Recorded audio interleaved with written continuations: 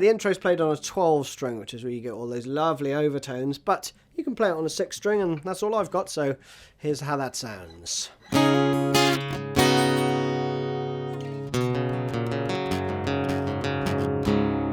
That's it, right? And you repeat that around. So for the first chord, flatten your first finger on the 5th fret on the B and E string, top 2, then your second finger comes over onto the next string down, which is the G on the 7th fret, and then you have the D string open.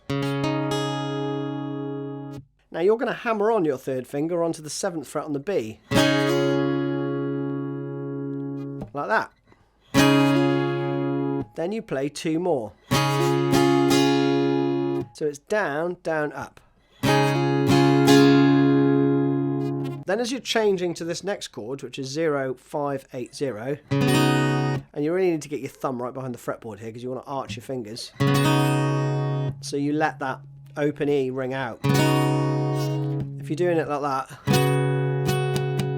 you're not going to hear the open E, okay? And again, it doesn't matter if you hit all of the strings, but I think it sounds better if you just aim for the D there, right? But don't worry too much. But there is an incidental little upstroke where you're going to catch the open E and maybe a couple of muted strings. That's why I've tabbed it that way when you're changing between the chords. Okay, so slowly it would be.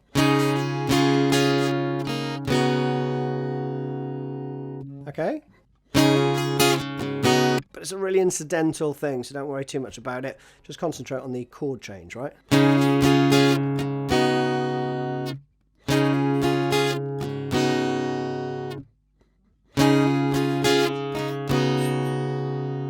Then you've got this rundown. And back in. So that is pretty straightforward. You've got the 3rd fret on the A, and the 2 open strings above it, and the 2nd fret. And then you're going to go to the 5th fret on the lowest string. You play that twice, and then you do a pull off from the 5th to the 4th with a couple of open strings, right? So slowly.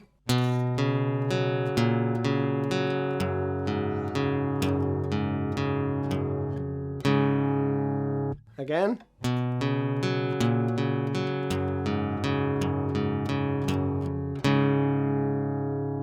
And then together slowly you have.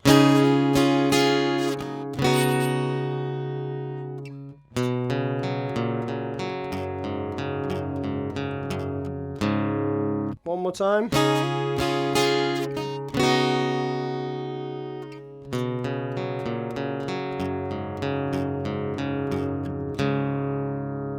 Now there's an overdub guitar part, I think it's on a 6 string, which plays. So you're just going to be playing a D to a C, but I kind of mute the D string. So you've almost got a G with C in the bass. And you've got that. So on the upstroke there, I'm changing the top half of the chord. And then I put my my 2nd finger down on the 3rd fret there, just in time to get that downstroke, right? Now, in the intro, I did put in. You can do that if you want, right? But I only did it for effect, just to make it sound a little bit more like a 12 string with 2 guitars. That's just 5, 3, 3, 4, 3, 3. Then on the next string down, 5, 2, 3. And then pull off from the 5th to the 4th, and then a D5, right? That's all I did there. Now if you've got 2 guitarists, then you can either do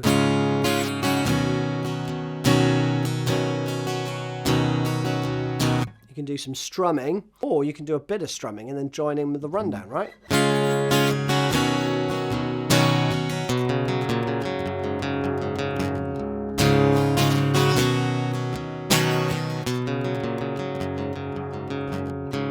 before we switch over to the electric for the other parts, just one other incidental bit really that you hear in the background. When it goes to like the sort of bridge part, where you have the...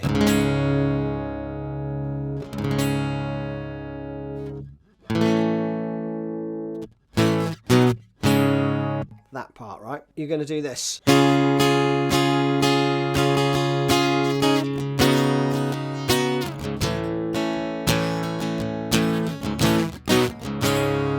So you can put that in if you wish. So while the electric guitar's ringing this out over 2 bars, the other acoustic you'll hear.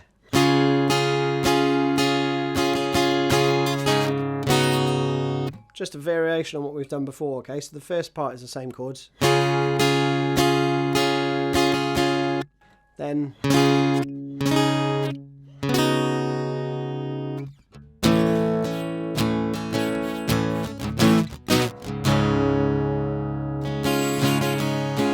Alright, so you can just do some strummy stuff there. Then the electric guitar part comes in with this.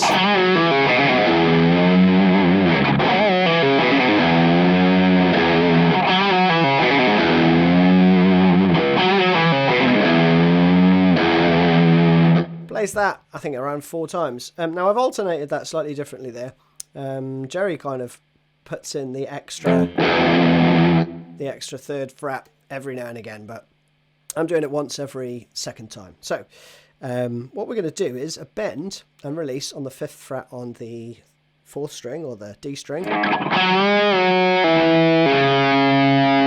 I'm going to be picking that first note.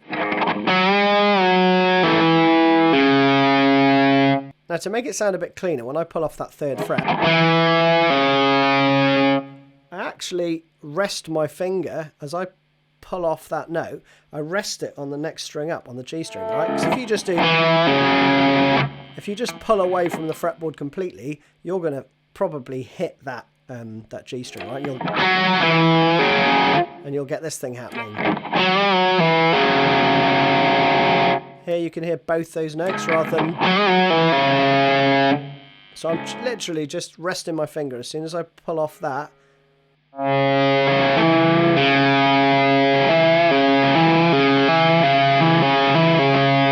right, just to keep that clean. Then you go to the next string down, and this is a little bit quicker. It's a hammer on, a pull off, and a pull off, where you play this.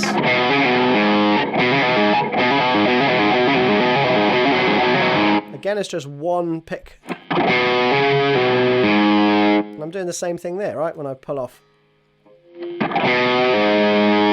it'll just help you get that cleaner. And then you go to the 3rd fret on the low E, right? And bend it up a full step. So slowly you have...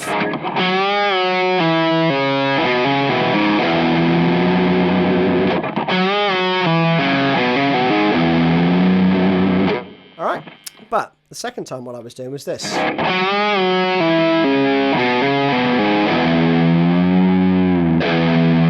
So I was doing the bend for 1.5 beats and then striking the 3rd fret again for the last beat of that bar. So one more time to speed.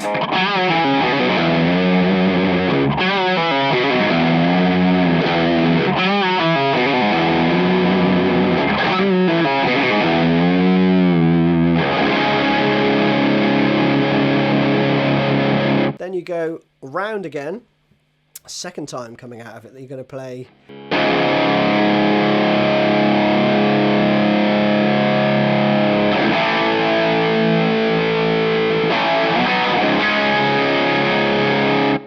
All right, you're going to go into that riff. So that is just D for 2 bars.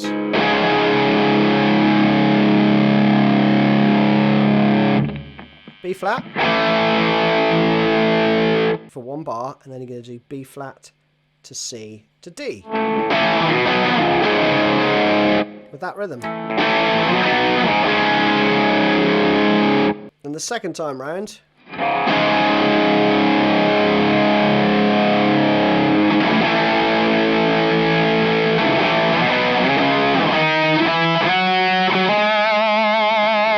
then you're into the solo. So let's have a look at that. So the lead into the solo is just an extension of that. But But what I would do is play 1, 3, 5 on the A, then go to octaves and go from the 2nd fret on the the D and the B, and play 2, 3, 5 on that string, right? And I'm muting the G string there with just a little bit of meat of my first finger, right? And then the 8th fret with my little finger, right? So the first part goes like this.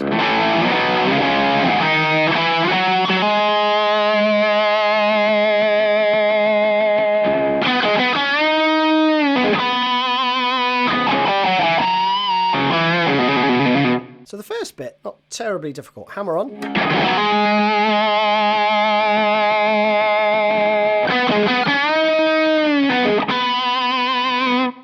So that's all pentatonic goodness. 5th fret hammered onto the 7th.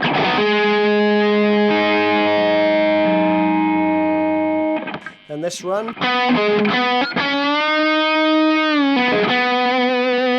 So you got that little bend, and it's a triplet release, pull off.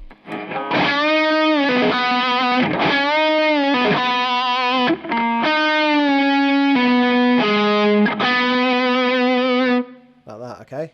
So again, slowly.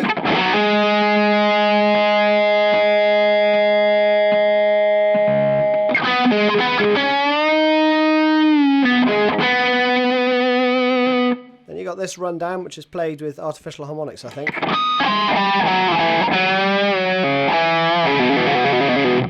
A little trill at the end. So you're going to play, again, it's just a very bluesy rundown. So it's 5, 7, 6, 5. I'm going to assume you know what artificial harmonics are, so you're basically just using a bit of your thumb and pick to strike the note at the same time with your right hand. So you get that cool effect. Then you move your position down, so you've got the 3rd fret using your first finger on the D string, right?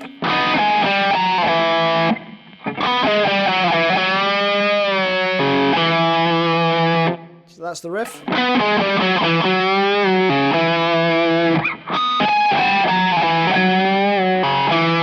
So you do the run, change position, and again you're going to do a bend on the 5th fret, full bend, and release it, and then you're going to pull off to the open D, but it's kind of more an incidental thing again rather than a deliberate thing. Do you know what I mean? You can just hear I'm not really going for the open, that deliberate pull off. It's just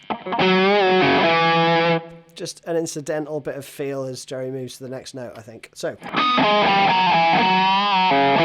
and then you got this trill, which you start on the 5th fret and pull off to the 3rd, which he loves doing. Then you got this this quick riff, right? The studio version slightly different to how he plays it live, but I've put in what he does at the Benaroya Hall and the live version because it's just a bit easier. Now I think on the studio version he plays something like this. Something along those lines. It's super quick. I would simplify that and go for the Benaroya version, which is something like.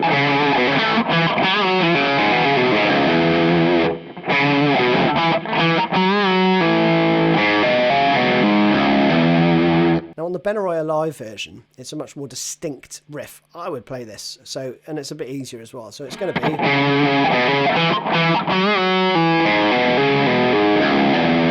So you can split it into 2 parts. First part is this riff.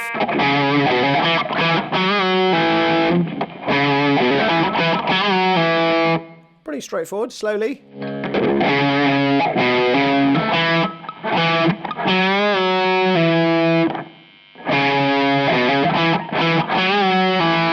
Like that. And then you play this riff.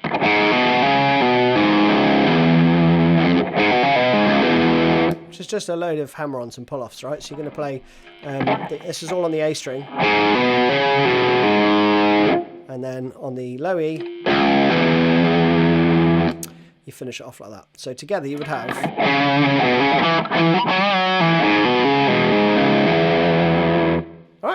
Alright, but if you do want to do the studio version, I think it's more like this. Something along those lines, right? So roughly...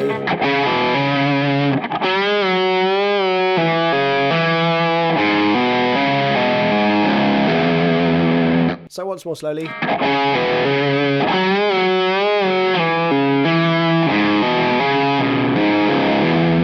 So the ending for both is the same. And then you got this last lick at the end, which goes 3, 4, 1.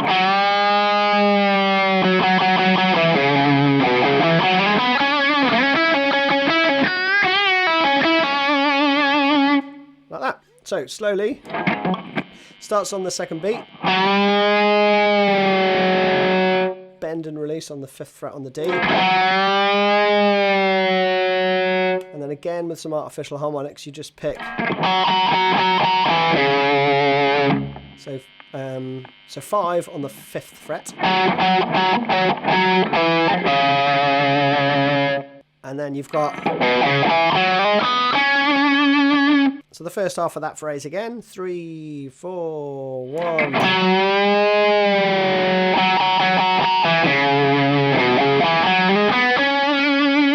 So the run-up's simple, 3, 5, 3, 5, then a slide to the 7th.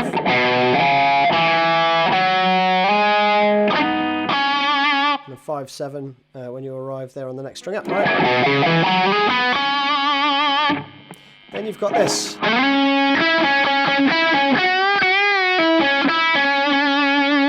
The last riff, and that's just slide to the 7th fret, and then this is the first beat of the next bar.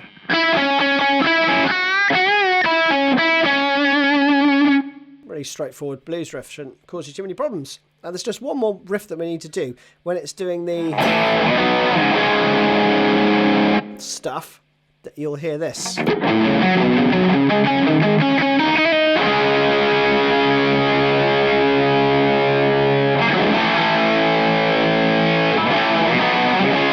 When it's doing that stuff, right? And that is just...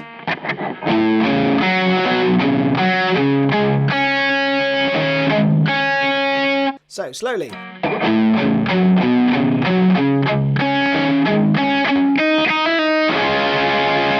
To the D, right? So that last part... And I'm palm muting it ever so slightly there because just there's a lot of gain going on so you can hear the notes clearer. So one more time slowly.